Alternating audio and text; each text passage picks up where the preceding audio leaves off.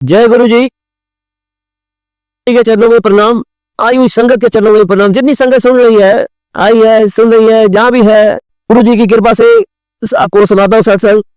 मेरा जो लड़का है उसकी शादी हमने करी 1999 में। 1999 में शादी करी। वो सिर्फ 21 साल का था। वो जो उसकी हमारी डॉटर वाइफ उसे 3-4 साल बड़ी है। तो हम जब पूसा रोड में जहाँ रीजनगर में रहते थे, साथ ही एक हॉस्टल में रहती थी वो। तो मुलाकात हो गई बच्चे के साथ, मेरी आंटी के साथ रोज मिलना गिलना हो गया, क्योंकि वहीं हॉस्टल में रहती थी। तो भाई देखते थे कि भाई ये इधर ही रहते हैं। तो एक दिन क्या कहती है, अपने एमए की पढ़ाई कर रही है, एक दिन क्या कहती है मेरी आंटी को कि भाई मैंने शादी करनी है आपके लड़के के साथ, जैसे आज की लड़कियां अपने आप ही कह देती हैं।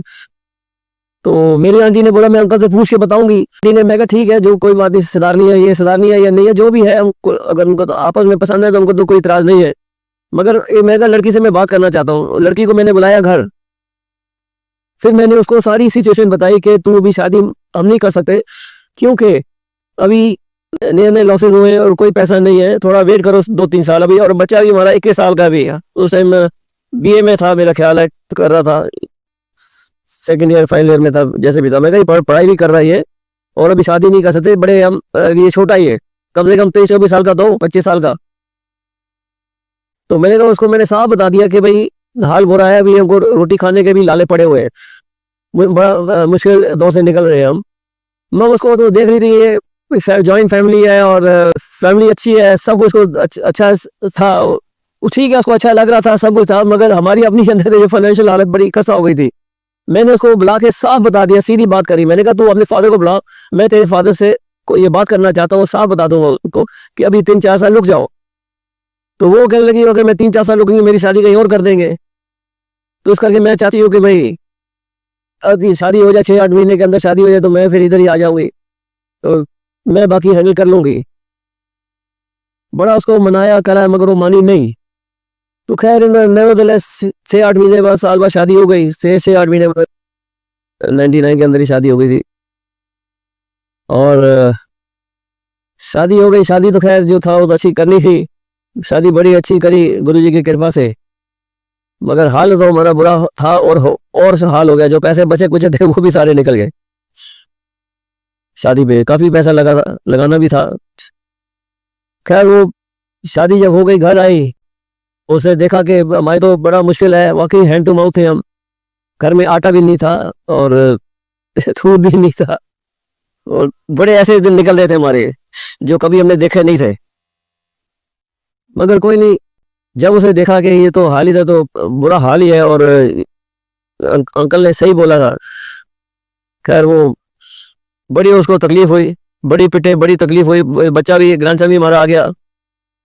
कोई बच्चा था 6-8 महीने, 3 महीने जो भी था बच्चा, उसको देखेगा कि बच्चे के लिए भी दूध नहीं है, आटे के लिए पैसे नहीं है, थालों के लिए खत्म है।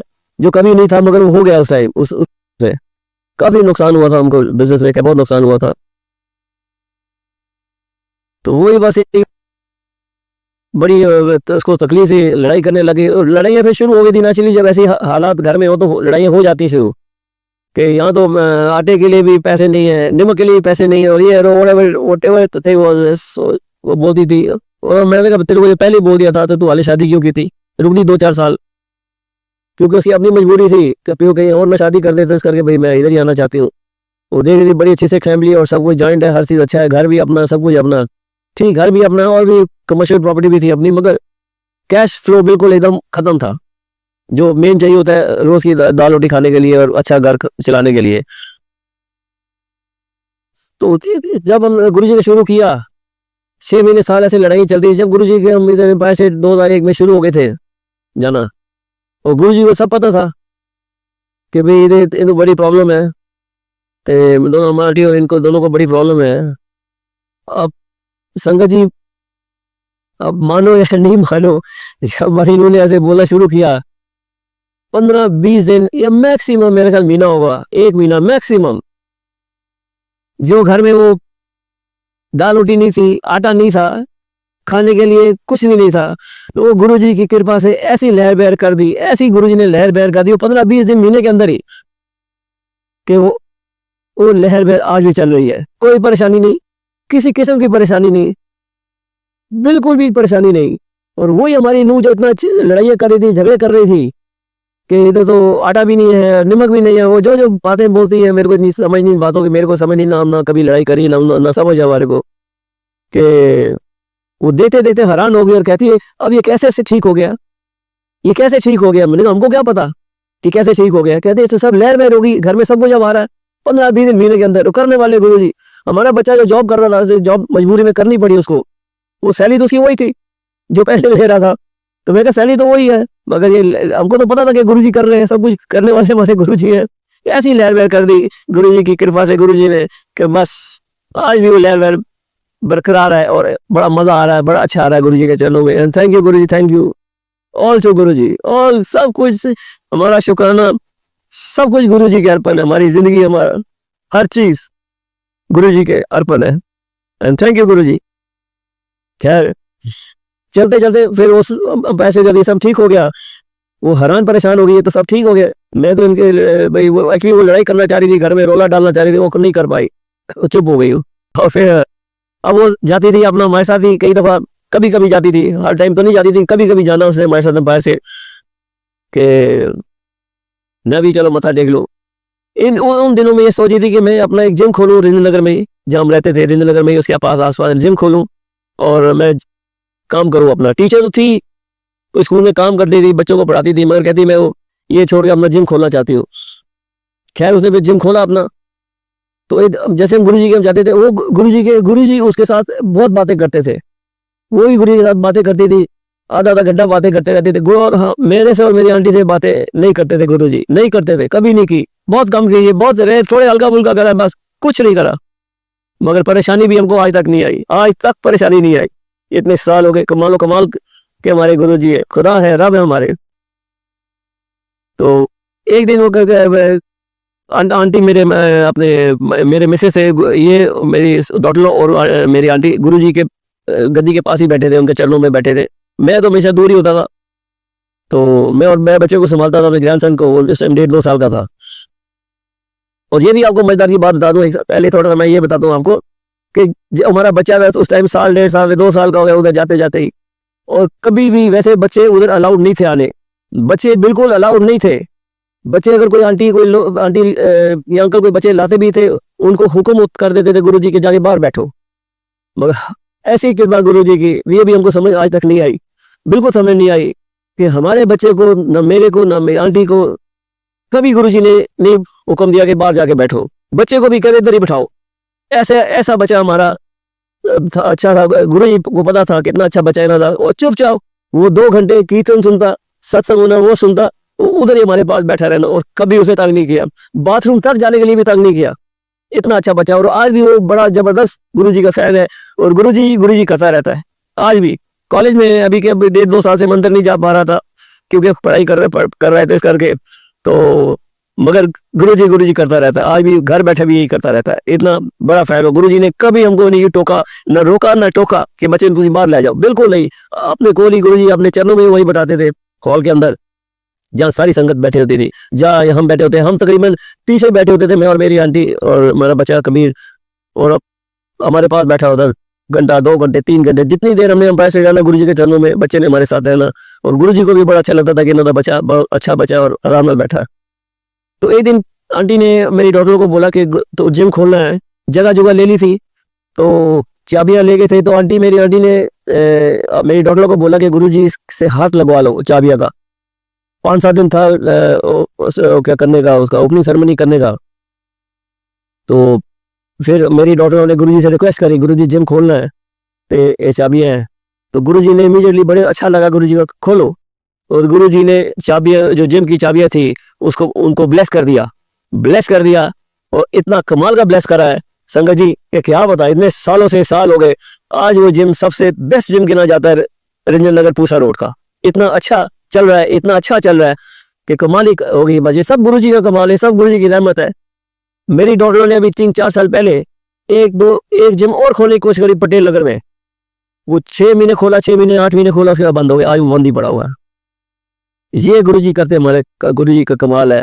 वो जो जिंदनगर में खोला जिम, जिसमें गुरुजी के चाबियों का हाथ लगा था, ब्लेस करी गुरुजी ने, वो आज भी इतना अच्छा चल रहा है कि लोग अपना ज्वाइन करना चाहते हैं, लाइन लगी हुई है, इतनी कृपा गुरुजी की। और मैं आपको एक बात बताऊं, बीच में जब ये 3-4 साल 5 साल की बात है, तो सीलिंग चल रही थी दिल्ली में, सब हर एरिया में सीलिंग कर रहे थे अपना। तो सीलिंग वाले जो भी अफसर आते थे, 4-4 5-5 6-6 की टीम आती है, आपको पता ही है सबको। तो एक एक किसी ने शिकायत करी थी कि इधर जिम है, इस जगह जिम है, तो वो देखने आए, जिम है, 5-6 बंदे थे। तो पता नहीं, ये भी सारी गुरुजी की कृपा। और जो बड़ा अफसर था सबसे, उसने देखा, कहता इधर तो कोई जिम नहीं है, चलो यहाँ से नहीं, यहाँ कोई जिम नहीं, आगे चले। ये कृपा हमारे गुरुजी की। Thank you Guruji, thank you thank you thank you Guruji. ये कृपा है, वो किसी को ना पता लगा उधर जिम है ना, और आज तक वो वैसे ही बरकरार चल रहा है, इतना कमाल का चल रहा है, किसका की बात नहीं है। तो thank you Guruji, thank you so much Guruji, आपका तो थैंक्स हम कर सकते ही नहीं है। बस कृपा ही कृपा गुरुजी की, लहर बहर भी कर दी, और जिम भी चल रहा है हमारी डॉक्टरों का बड़ा अच्छा। और बच्चे को स्कूल में मैंने आपको जैसे बताया था कि अच्छे स्कूल में उसको डाल दिया वो गुरुजी ने, और अच्छे कॉलेज में भी डाल दिया। आज वो इंजीनियरिंग कर रहा है, कंप्यूटर इंजीनियरिंग कर रहा है, गुरुजी की कृपा से सब अच्छा ही अच्छा है। बहुत अच्छा नहीं, अच्छा नहीं, बहुत बहुत बहुत अच्छा, बहुत अच्छा, बहुत अच्छा। संगत जी क्या सुनाए, क्या बताएं। और जब हम फायर स्टेट हम जाते थे, तो बस चैन आ जाता था, चैन आ जाता था, इतना चैन आता था कि घर जाने का दिल नहीं करता, रात को नहीं दिल करता था, मगर जाना पड़ता था क्योंकि घर जाना है। और भी संगत बड़ी बैठी है, सबको गुरुजी ने ब्लेस करना है, गुरुजी तो रब है, सबको ब्लेस कर रहे हैं, वो करना भी चाहिए। और बहुत अच्छा लगता था, मगर फिर घर जाते थे 11-12, कोई टाइम नहीं था। जब जैसे गुरुजी ने इजाजत दी जाओ, वैसे ही हम लंगर खा के निकल जाते थे घर वापस। बाकी है अपना, बस बहुत ही अच्छा लगता था। और फायर स्टेट के अंदर बैठे, सब चल रहे हैं और सारी संगत बैठी है। मजाल है कोई इतना सा भी चू कर दे, कोई इतना सा भी चू कर दे। हम हमारा ये हाल था कि संगत जी के हमको बाथरूम भी जाना होता था, बाथरूम भी हमारी जान निकलती थी उठते जाते। मैं आपको लिटरली बता रहा हूँ, चाहे बाथरूम बड़ा रेयर उठते थे कि जाके बाथरूम कराएं, क्योंकि हिम्मत नहीं होती थी कि जाएंगे और गुरुजी ने कहना कि सारे डिस्टर्ब करे संगत तुम। मगर गुरुजी को पता था बाथरूम आया जाना जाने, मगर हमारी हिम्मत नहीं होती थी कि हम बाथरूम चले जाए, बैठे रहते थे। मगर बहुत ज्यादा ऐसे तेज होता तो फिर कहीं निकल जाते थे फिर। और कोई बात नहीं, हो तो गुरुजी को पता ही है सब के मेरे बच्चे में क्या सिचुएशन है, क्या है, सब जाते थे। मगर कभी हिम्मत नहीं होती थी हमारी उठ के भी हम चले जाएं बाथरूम भी नहीं जाते थे हम बस। और हम जब भी हम बैठे जाना, शुरू में मैंने कोशिश करी गुरुजी के गद्दी के आसपास बैठ जाए, मगर नहीं, गुरुजी का हुक्म था कि जाके पीछे बैठो। पीछे हमारी जगह बनाई थी, ऊपर फर्स्ट फ्लोर पे जगह थी, उधर ही हम जाके मैं और मेरी आंटी बैठते थे, वही हमारी जगह बनाई हुई थी गुरुजी ने। और कई दफा हमारे मन में आता था कि गुरुजी सब ना गला कर दे, फिर साढ़े ना गला नहीं कर दे, मगर हुक्म आ गया गुरुजी का, चिंता ना करो, जेरे पीछे बैठे उन्होंने मैं ज्यादा ब्लेस कर दा। गुरुजी ने बता दिया, इशारा दे दिया, हुक्म सुना दिया, बस चैन आ गया। फिर मथा टेकना गुरुजी को, हम अपने आप ही ऊपर चले जाते थे, हमेशा ऊपर चले। और आज भी संगत जी सत्संग होता है या मंदिर होता है, हम पीछे बैठे होते हैं, मंदिर में भी या सत्संग में भी पीछे आराम से अकेले बैठे होते हैं। हमको किसी आगे जाके बैठना ही नहीं, हमको कुछ नहीं करना है, हम पीछे बैठे होते हैं आज भी, आज इतने सालों के बाद भी। तो ये गुरुजी की ब्लेसिंग है, ये सब गुरुजी की कृपा है।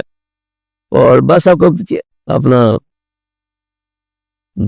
शुक्राना करो गुरुजी का, यही हुक्म है सत्संग पे कि शुक्राना करो गुरुजी का, जब भी मौका मिले, जब भी टाइम मिले, शुक्राना करो। बस शुक्राना ही शुक्राना कह सकते हैं हम, और कुछ नहीं कर सकते, कुछ नहीं गुरुजी के लिए कर सकते सिवाय शुक्राना के। तो यही है। और अपना बहुत अच्छा लगता है, बहुत अच्छा लगता है कि कमाल कर दिया गुरुजी ने। तो बस क्या बताए, बड़ी कृपा, गुरुजी ने अपने चरणों में हमको बुला लिया। तो और बस रहमत ही रहमत है, गुरुजी की कृपा ही कृपा है। और सत्संग तो गुरुजी की इतनी कृपा है, तकरीबन रोज ही हम यहाँ से घर से अपने सत्संग अटेंड करने जाते थे। एक आध दिन कहीं मिस हो जाए नहीं तो कोई नहीं, 7 दिन है हफ्ते के, 5 या 6 दिन तो अपने सत्संग में जाना ही जाना है। गुरुजी बुलाने वाले, गुरुजी कृपा करने वाले, सब रहमत है गुरुजी की। अपना बहुत अच्छा लगता है, बहुत ही अच्छा लगता है। जब गुरुजी ने महासमाधि ली 31 मई को 2007 को, तो उसके 2-4 दिन के हुक्म आ गया कि भाई बड़े मंदिर आके सेवा करनी है। हम और 10-12 संगत थे, हम 10-12 संगत थे को मिला था, अपनी पुरानी संगत में से 10-12 थे जिनको हुक्म मिला था आके सेवा करनी है। जब ये समाधि बन रही थी तो अपना हुक्म आ गया कि सेवा करनी है, 4 बजे सेवा शुरू हो जाएगी।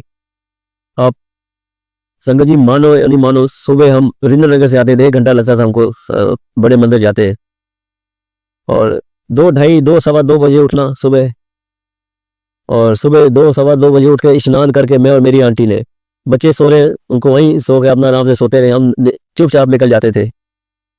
मेरे मदर थे नीचे, खैर वो थे, सारी फैमिली थी अपना, तो मगर देखने वाले तो गुरु जी हैं। सवा 2 सवा 2 बजे नहा के स्नान करके पूरे तैयार होके निकल जाते थे मंदिर। हम 3:30 बजे पहुंचते थे, 3:30 पौने 4 पहुंच जाते थे मंदिर, और 4 बजे सेवा शुरू हो जाती थी। और भी 2-3 संगत ऐसी आती थी जिनको हमने कभी देखा ही नहीं था, ना पाया छेट में ना बड़े मंदिर में। खैर वो हमारे साथ ही सब सेवा करते थे, हम 8-10 जने।